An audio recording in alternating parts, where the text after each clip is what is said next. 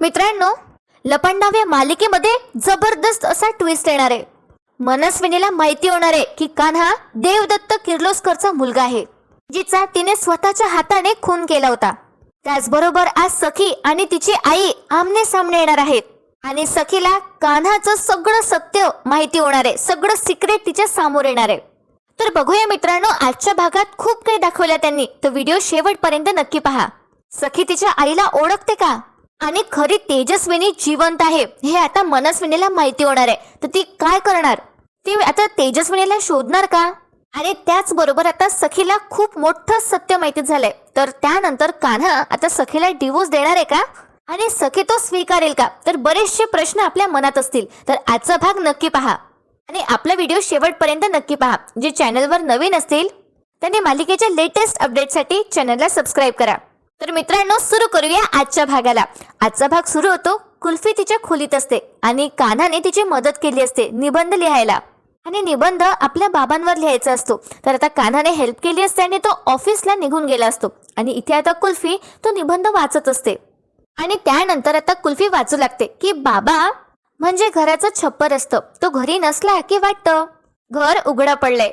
प्रेम करायला जशी आई हवी तसं ओरडायला, रागवायला आणि पुन्हा जवळ घ्यायला बाबा हवाच. तर मित्रांनो, तितक्यात तिथे आता ही मनस्विनी येते आणि इथेच आता मनस्विनीला खूप मोठी गोष्ट माहिती होणार आहे. बघा कसं. तर मनस्विनी आता तो निबंध वाचू लागते. त्यामध्ये असं पण लिहिलं असतं की माझ्यासाठी माझे बाबा म्हणजे माझा श्वास आहेत. आणि आता हे सगळं वाचताना मनस्विनी अशी हसते आणि कुल्फीला म्हणते क्लॅप. तर कुल्फी आता खूपच घाबरली असते. मनस्विनी परत तिच्याकडे बघते तर कुल्फी आता ताड्या वाजवायला लागते जसं मनस्विनीने सांगितलंय तसंच. आणि त्यानंतर मनस्विनी कुल्फीला म्हणते, काय कमाल लिहिलंय ना तुझ्या कबीर दादाने. अगदी त्याच्या मनातल्या सगळ्या गोष्टी त्याने व्यक्त केल्यात. म्हणजे बघ ना, साधं माझे बाबा हे निबंध आहे पण त्याला सुद्धा त्याने त्याचा पर्सनल टच दिलाय, हो की नाही. आता कुल्फी खूप घाबरली असते. मनस्विनी तिला विचारते, मग मला सांग तुला आणखी काय काय दिलंय तुझ्या कबीर दादाने. कुल्फी आता घाबरते आणि म्हणते काय. तर त्यावर मनस्विनी म्हणते, अगं तुमचं एखादं सिक्रेट किंवा तुझ्या सखीदीने तुला काही देऊन ही गोष्ट जपून ठेवा असं सांगितलंय का. कुल्फी आता घाबरतच म्हणते नाही. त्यावर मनस्विनी म्हणते नाही आणि मनस्विनी कुल्फीला अशी जवळ घेते आणि म्हणते, काय आहे ना, मुलं म्हणजे देवाघरची फुलं असतात असं लोक म्हणतात. आणि मग कुल्फीला दूर लोटत आता ही मनस्विनी म्हणते, आणि मी तर सरकार आहे, माझा फक्त माझ्यावर विश्वास आहे. तर मग मी या जगावर विश्वास कसा ठेवू सांग. आणि त्यानंतर मनस्विनी म्हणते कुल्फीला की I will have to check. आणि मनस्विनी आता सगळं चेक करते. मनस्विनीला वाटत असतं की प्रॉपर्टी पेपर्स सखी आणि कान्हाने कुल्फी जवळ दिले ठेवायला किंवा मग ते ब्लड रिपोर्ट्स ते दिलेत. कदाचित ते ब्लड रिपोर्ट्सच असणार मित्रांनो, जे हिला वाटत आहे. आणि मनस्विनी आता कुल्फीची बॅग वगैरे चेक करते. त्यामधले पुस्तकं वगैरे सगळं ती चेक करते. आणि त्यानंतर तिला बॅग मध्ये काहीच सापडत नाही. आणि मग तिचं लक्ष एका फाईलकडे जातं जे टेबलवर ठेवली असते. ती फाईल पण चेक करते आणि त्यामधून एक कॉइन खाली पडतो. आणि मित्रांनो, आता मनस्विनीला खूप मोठी गोष्ट माहिती होणार आहे, तिची सख्खी बहीण तेजस्विनी जिवंत असण्याची. तर बघा काय होतं. मनस्विनी तो कॉइन उचलते आणि त्यानंतर कुल्फीला ती तो कॉइन दाखवते आणि म्हणते, सरकारच्या घरात हे कुठून आलं. होपलेस बाबाची मुलगी तू, पण तुझ्या होपलेस बाबांचा तुझ्यावर खूप जीव आहे. म्हणजे जितकं मी ओळखते ना तितकं तो पॉकेट मनी म्हणून तुला हे तर देणार नाही. चल मग सांग मला, हे तुला कोणी दिलं. आता कुल्फी गप्प असते. तर मनस्विनी परत एकदा विचारते, कोणी दिलं. त्यावर आता कुल्फी घाबरतच सांगते, नंदाजी. तर आता मनस्विनीचा विश्वासच बसत नाही. ती परत एकदा विचारते, कोणी. तर कुल्फी सांगते, नंदाजीने. आता मनस्विनी म्हणते, नंदा. तिचा जीव जरी चालला असेल तर स्वतःवर आणि कोणावर एक दमडी पण खर्च करणार नाही ती म्हातारी. आणि हे ती तेव्हाच करेल जेव्हा तिला एखाद्याचं तोंड बंद करायचं असेल. आणि त्यानंतर मनस्विनी ती कॉइन तिच्या मुठीत घेते आणि त्यानंतर कुल्फीला दाखवते आणि विचारते, सांग त्या नंदाने तुला का दिलं हे. कुल्फी त्या कॉइन कडे बघते तर मनस्विनी जोरात ओरडते आणि म्हणते, सांग. आणि कुल्फी आता सगळं काही आठवते आणि आपल्याला तसं फ्लॅशबॅक दाखवलं जातं. आणि बघा मित्रांनो, आता इथे सीन शिफ्ट होतो. सखी कबीरच्या घरी आली आहे, जिथे आता खरी तेजस्विनी तिची आई असते. सखी आणि तिच्या खऱ्या आईची भेट होणार आहे. तर बघा, सखी तिची कार घेऊन तिथे आली असते आणि त्यानंतर ती डोरबेल वाजवते आणि आतमध्ये तेजस्विनी असते. आता तेजस्विनी इकडे तिकडे बघते, तिला आवाज येतो की कोणीतरी आलंय, तिला माहिती पडतं, पण कोणीच येत नाही दार उघडायला. त्यामुळे आता तेजस्विनी विचार करते, ती स्वतःला म्हणते पण काय करू, दार उघडू मी जाऊन. तेजस्विनी आणखी काही क्षण वाट बघते, पण खाली कोणीच येत नाही. त्यामुळे आता तेजस्विनी असं ठरवते की स्वतःहूनच जायचं आणि दार उघडायचं. तर बाहेर आता सखी 2-3 वेळा अशी बेल वाजवते आणि मग तेजस्विनी हळूहळू सामोरं जाते दार उघडायला. आणि बाहेर आता सखी वाट बघत असते. तितक्यात आता तेजस्विनी दार उघडते आणि समोर सखीला बघते. आणि समोर सखीला बघून तेजस्विनीला आश्चर्याचा धक्काच बसतो आणि सखीला सुद्धा तसंच होतं. सखी तर तेजस्विनीकडे बघतच राहते. आता तेजस्विनी घाबरते आणि तिच्या मनात एक विचार येतो की तिने सगळ्यांना म्हटलं होतं, म्हणजे मा, अपर्णा आणि कान्हा समोर, की बाकीच्यांनी जरी मला नाही ओळखलं तरी सखी मला नक्कीच ओळखेल आणि तिला नक्कीच कळेल की मी तिची आई आहे. कारण वाढदिवसाच्या दिवशी जेव्हा मी तिच्या डोक्यावर हात ठेवला होता तेव्हा तिला माझा स्पर्श जाणवला होता.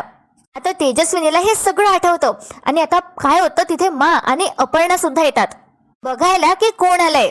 आणि त्यानंतर सखीला पाहून ते दोघी सुद्धा जाम घाबरतात.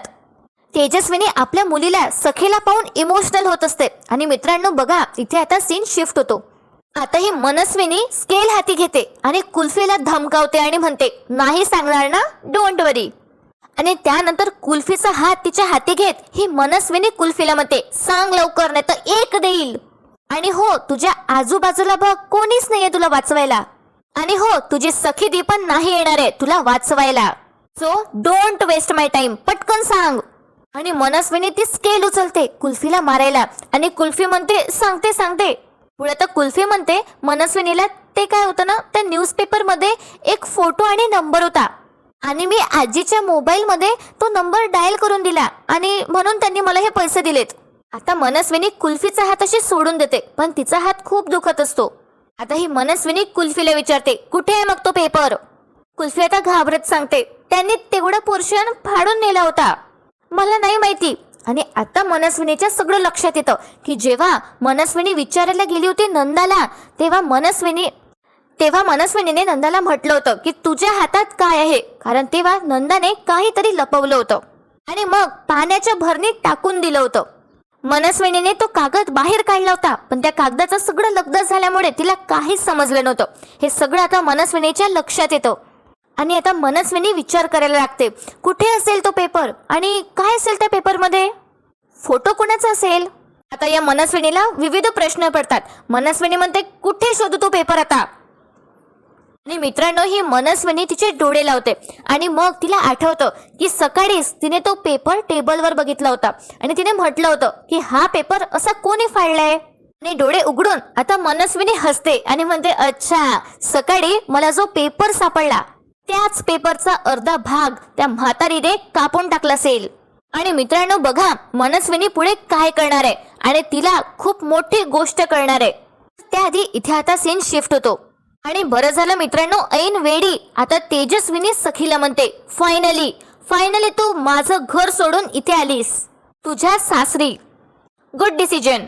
आणि त्यामुळे आता सखीचा विश्वास बसतो. सखी म्हणते तिच्या आईलाच की तू इथे काय करत आहे मनस्विनी. आणि सगळ्यांच्या जीवात आता जीव येतो. पण आता काय होतं, तेजस्विनी खूप इमोशनल होते तिच्या मुलीला बघून. त्यामुळे तेजस्विनी मागे वळून बघते अपर्णा आणि माकडे आणि दोघेही तिला इशाऱ्यात असं समजावतात की कर हे नाटक, नाहीतर सगळं पितळ आताच उघडं पडेल. तर काय होतं, आता ही जी तेजस्विनी आहे ती तिचे डोळ्यातले जे अश्रू आहे ते कंट्रोल करते, तिचे सगळे इमोशन्स, तिच्या सगळ्या भावना ती कंट्रोल करते आणि इशाऱ्यातच मांना ती आश्वासन देते की ती सगळं व्यवस्थित करेल आणि सखीला कळू देणार नाही की ती सखीची खरी आई आहे. बघा मित्रांनो, आता तेजस्विनी अशी वळते आणि मनस्विनी सारखी तिचा एक हात अशी मागे घेते, एकदम ॲटिट्यूडने ती उभी राहते आणि सखीला म्हणते, मी इथे काय करतेय, तू कोण ग मला विचारणारी. आणि प्रश्न फक्त सरकारने विचारायचे असतात, समोरच्यांनी त्या प्रश्नांची उत्तरं द्यायची. पण काय ना, हल्ली तुझी जीभ फारच चालायला लागलीये, उप्स, पडायला लागली, पण दॅट्स ओके. तर तेजस्विनी भारी ऍक्टिंग करते तिच्या बहिणीची मनस्विनीची आणि सखीला जाणवत पण नाही. पुढे आता तेजस्विनी म्हणते सखीला, आणि काय मी इथे काय करते सांगते.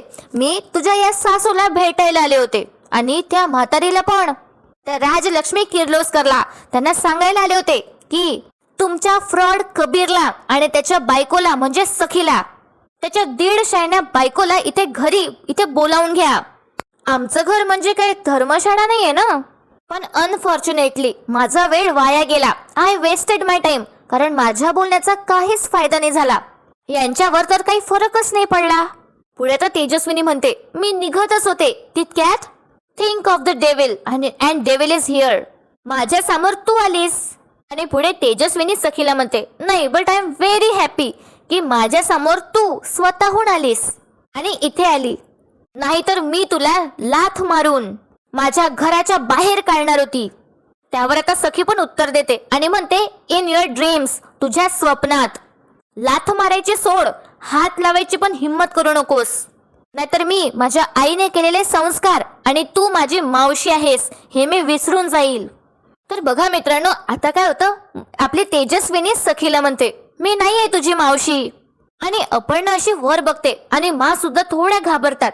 त्यावर आता सखी म्हणते, बरोबर आहे तुझं, तू माझी मावशी नाहीच आहे. तू तर त्या नात्याला लागलेलं कलंक आहेस. इनफॅक्ट मी तुला माझं कोणीच मानत नाही. So get out of my way. माझ्या आयुष्यातून आणि माझ्या जवळून चालती हो. माझ्या समोरून निघून जा. त्यावर आता तेजस्विनी सखीला म्हणते, as you said in your dreams. तर तुझी पण कितीही इच्छा असली तरी सुद्धा मी तुझ्या आयुष्यातून कधीच जाणार नाही आणि तुलाही माझ्या आयुष्यातून कुठेही जाऊ देणार नाही. तर आता इथे तेजस्विनी कमजोर पडायला लागते आणि अपर्णा आणि मला वाटत असतं की तेजस्विनी काय बोलतेय, ती तर पकडले जाईल. आणि तेजस्विनी बघा अशी बडबड करत जाते. तेजस्विनी म्हणते सखीला बघून, रक्ताचं नातं आहे ना आपलं, नाड जोडली गेली आहे आपली. तर तेजस्विनी आता कमजोर पडत असते. म्हणून मा आता अपर्णाला म्हणतात, अपर्णा त्या मनस्विनीला बाहेर जायला सांग. आणि आता कसं तरी हे दोघी मिळून सध्याची सिच्युएशन सांभाळून घेतात. अपर्णा आता समोर जाते, ती तेजस्विनीचा हात पकडते आणि म्हणते चल. तर आता तेजस्विनीचे लक्ष देतं. तेजस्विनी अपर्णाकडे बघते आणि तिथं जायला आधी नाही करत असते असं. ती अपर्णाचा हात झटकत असते जसं मनस्विनीने केलं असतं अगदी तसंच. पण अपर्णा तिला परत म्हणते चल चल म्हणते ना. आणि अपर्णा आता तेजस्विनीचा हात खेचून तिला तिथून घेऊन जाते. तेजस्विनी सखीकडे एक टक बघते जसं मनस्विनी बघते ना तसंच. आणि आता थोडंसं विचित्र वाटतं सखीला. आणि बघा मित्रांनो काय होतं, सखी आता डायरेक्ट मला म्हणते, कबीर कुठे आहे, बोलवा तुमच्या नातवाला, कारण आज मला माझ्या सगळ्या प्रश्नांची उत्तर हवी आहेत. तर मा आता सखीला सांगतात की कबीर घरात नाहीये. आणि मित्रांनो इथे आता सीन शिफ्ट होतो. ही जी खरी मनस्विनी आहे ती आता खाली येते. आणि सकाळी तिने जो पेपर बघितला होता तिथे ज्यातला तुकडा गायब होता, त्या पेपर बद्दल ती आता मीनाक्षीला विचारते. आणि तिला म्हणते, इथला काही उचललंस का तू. आणि ती मीनाक्षीला बोलू पण देत नाही आणि तिच्यावर परत एकदा ओरडते आणि म्हणते, काही उचललंस का. मीनाक्षी म्हणते, हो कचराच होता, एक भिजलेला पेपर होता. तर आता मनस्विनी विचारते मीनाक्षीला, कुठे टाकलास, त्या किचनच्या डस्टबिन मध्ये. तर त्यावर आता मीनाक्षी सांगते, नाही नाही, आपल्या बंगल्यातल्या आवाराच्या मोठ्या डस्टबिन मध्ये टाकला. आता मनस्विनी मीनाक्षीला म्हणते, कोणी सांगितलं तुला, तुझी नसलेली अक्कल चालवायला तुला कोणी सांगितलं. आणि बघा मित्रांनो आता ही मनस्विनी आहे ती काय करते, ती मीनाक्षीवर हात उचलते. आणि यावेळी आता मीनाक्षी तिचा मार खात नाही तर उलट मनस्विनीचाच हात धरते. आणि आता या मनस्विनीला कोणीच घाबरत नाही, मीनाक्षी सुद्धा नाही. आणि मित्रांनो आजचा भाग इथे संपतो. पण उद्याच्या भागात आपण पाहणार आहोत की कान्हा पण त्याच्या घरी असतो आणि सखी तिथे खूप तमाशे करते. ती कान्हाला अपर्णा आणि माझ्यासमोर नको नको ते बोलते. ती कान्हाला म्हणणार आहे की तू माझ्या आयुष्यात पैशासाठीच आलाय आणि तुझ्या आईने तुला चांगले संस्कार दिलेच असतील पण तुझे बाबा कदाचित ते कमी पडले असतील. पण मित्रांनो काय होतं, आता हे सगळं ऐकून आपल्या मुलाबद्दल असं ऐकून मा सखीवर तिथेच भडकणार आहे. त्या सखीला सगळं सांगून टाकणार आहे की सखीच्याच मावशीने म्हणजे मनस्विनीने देवदत्तचा जे कान्हाच्या वडिलांचा खून केला होता, त्यांच्या पोटात सुरा खुपसून. आता सखीच्या हाती तो फोटो पण लागला असतो जो यांचा फॅमिली फोटो असतो आणि ज्यामध्ये सखी आणि कान्हा असतात. आणि दुसरीकडे कान्हा त्याच्या मासोबत बोलणार आहे आणि बोलताना आता कान्हा त्याचं पूर्ण नाव घेणार आहे. कबीर देवदत्त किर्लोस्कर असं. आणि ही जी मनस्विनी आहे ती ऐकून घेते आणि ती कान्हाला जाब विचारते की देवदत्त किर्लोस्कर, आणि तिला तिचा सगळा भूतकाळ आठवतो.